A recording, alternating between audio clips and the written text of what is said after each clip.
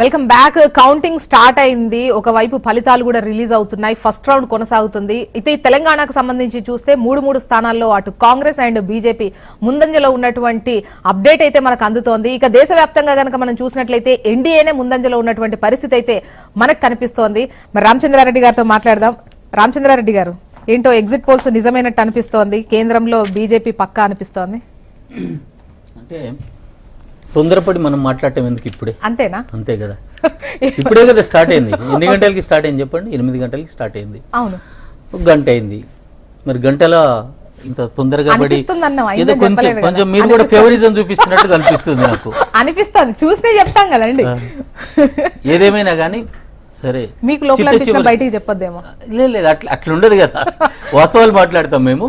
ఖచ్చితంగా కూడా కాంగ్రెస్ పార్టీ సారథ్యంతో, అంటే కాంగ్రెస్ పార్టీ మిత్రపక్షాలతో కూటమి అనేది అధికారంలోకి వస్తుందనే దాంట్లో ఏమాత్రం కూడా సందేహం లేదు. ఎందుకనంటే మేము ఇప్పటిదాకా కూడా ప్రజల్లోకి పోయింది, మేము చేసినటువంటి అభివృద్ధి ఫలాల్ని ప్రజలకు వివరిస్తూ గుర్తు చేస్తూ భవిష్యత్తులో ఏ విధమైనటువంటి ప్రోగ్రెస్ని తీసుకుపోతాం, ఈరోజు దేశంలో యొక్క పరిస్థితి ఏంది, ఆర్థిక పరిస్థితి ఏంది, సామాజిక పరిస్థితి ఏంది అని చెప్పేసి అంశాలతోని మా కూటమి ముందలిపోయింది.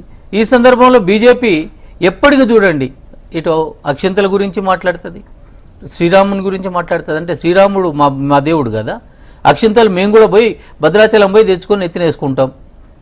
మరి ఇటువంటి సందర్భాల్లో ఎంతసేపటికి కూడా ఒక వర్గం ఓట్లని ఆకట్టుకోవడానికి ప్రయత్నం చేస్తూ ఒక భయాందోళనను సృష్టిస్తూ రేపు దేశం ఈ విధంగా అయిపోతుంది అని చెప్పేసి ఒక తప్పుడు ప్రచారాన్ని నమ్ముకొని వాళ్ళు పోతుంటే ప్రోగ్రెసివ్ వేలో కాంగ్రెస్ పార్టీ పోతుంది. కాబట్టి ప్రజలందరూ కూడా సరే ఒకసారి కాకుండా ఒకసారైనా కానీ పూర్తి స్థాయిలో వాస్తవాలు తెలుసుకుంటారు. వాస్తవాలు ఈసారి తెలుసుకున్నారన్నటువంటి నమ్మకం ఉంది. కాబట్టి definitely we are going to come in to power. ఒక గంట తర్వాత అయితే ఆ ట్రెండ్స్ తెలిసిపోతాయి మనకు, ఎవరికి పట్టం గట్ట. అయితే ఎగ్జిట్ పోల్స్ అంచనాలు అయితే మాత్రం ఎన్డీఏకే పూర్తిగా ఇచ్చినటువంటి 350కి పైన ఇచ్చినటువంటి పరిస్థితి ఉంది.